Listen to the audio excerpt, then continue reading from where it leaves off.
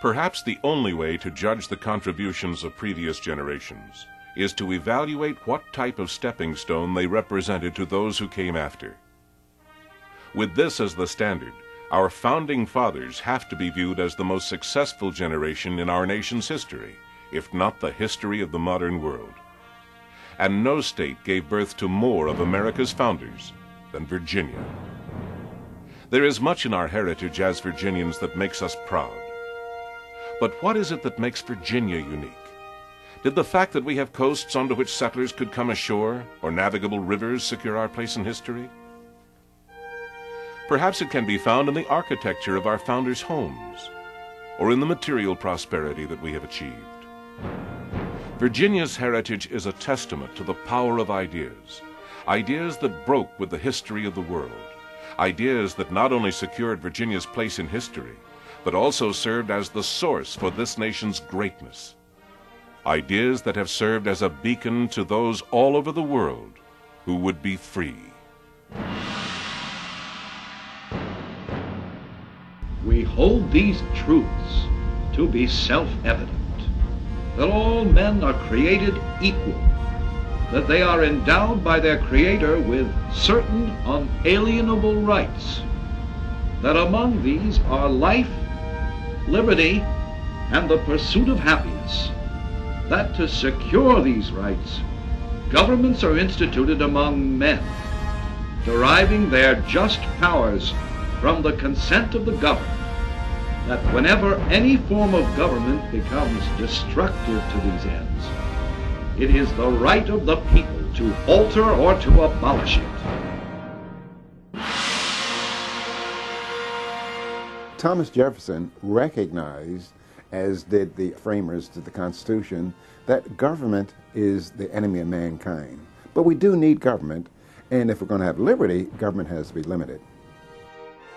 The American Revolution was, in its essence, the triumph of the individual human being to direct his life free from the intrusions of others.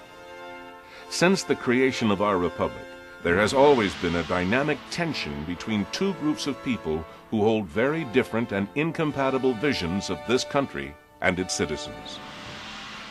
The conflict is between those who have faith in the citizen's ability to make decisions for himself and those who believe that government should be entrusted with the decision-making for all. I began the Virginia Institute because I saw that we as Virginians were abandoning our own heritage. I saw that the high ideals of the early Virginians, ideals like individual rights, free markets, private property, the rule of law, and constitutionally limited government, were being cast aside for the promises of omnipotent, omnipresent government. At the Virginia Institute, we identify problems that we face as a people and that we will face in the near future, and we propose solutions that are consistent with the vision of the Founding Fathers. Government is not reason. It is not eloquence. It is force. And force, like fire, is a dangerous servant and a fearful master. A central theme of the last century was the failure of collectivism and the triumph of free markets. Overseas, fascism, Marxism, socialism, and communism are now widely acknowledged as failures. At home, while social engineering also failed to deliver the promised results, one fact remains: government continues to grow bigger, more intrusive, and more costly. In the early part of the 20th century, government spending was less than 10% of the national income. Today, spending at all levels of government amounts to 43% of national income and is continuing to grow.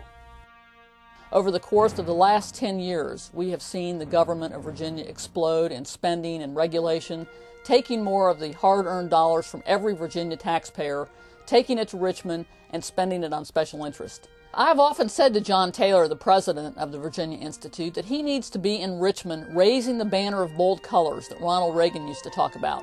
That banner of principles that our founders established our great country on. Limited government, individual freedom, free enterprise, The founders' self-reliance and skepticism towards government has been replaced by a citizenry increasingly accustomed to looking to the nanny state for security and every type of entitlement.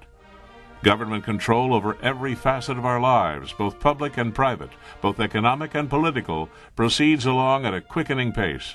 Each year in the General Assembly of Virginia, some 3,000 new bills are introduced, and each year some 60,000 new regulations are published in the Federal Register. And this is not without associated cost.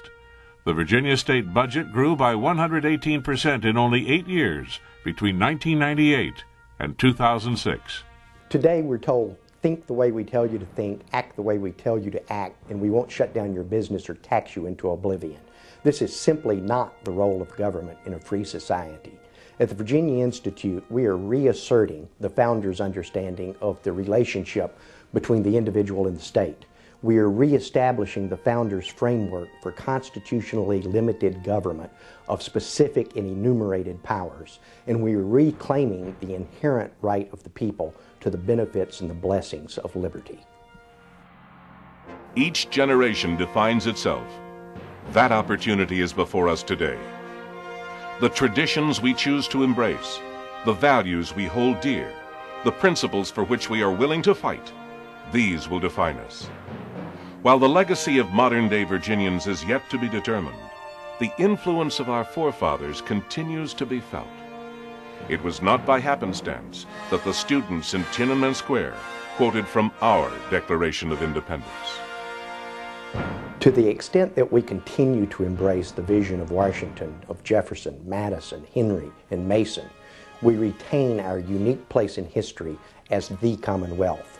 To the extent that we abandon our heritage, we become indistinguishably commonplace. In a very real sense, Virginia is the birthplace of the vision on which our constitutional system was based and founded. Virginia has, for that reason, I think, a special responsibility never to stray in its own state and public policies from the vision of the Founding Fathers. Virginia is the noblest of our states. The great men came from Virginia. I heard it referenced once that George Washington was the sword, Patrick Henry was the voice, and Thomas Jefferson was the pen. I think that the ideas of these great men should be resurrected, and Virginia is the place for it to be done. This is where the Institute comes into play, because you need to have a cool, intellectually driven organization high up looking down on the field of battle to call the plays without regard to politics. The special, I think, responsibility that the Virginia Institute has assumed for itself is to, and here I'll quote the Declaration of Independence in Thomas Jefferson's words, to oppose with manly firmness the government's invasions on the rights of the people. To support the work of the Virginia Institute is to invest in the ideas of the Founding Fathers. It is to accept responsibility as the present generation for preserving the legacy of freedom for our children and for our children's children. There was a time when Virginia's chief export to the rest of the country, and for that matter the rest of the world, was not tobacco or coal, but ideas. Ideas on liberty. By our example, we need to shoulder that mantle of responsibility and leadership once again. And perhaps by doing so, we will grasp the prophetic significance of John Adams' last words. Thomas Jefferson still survives.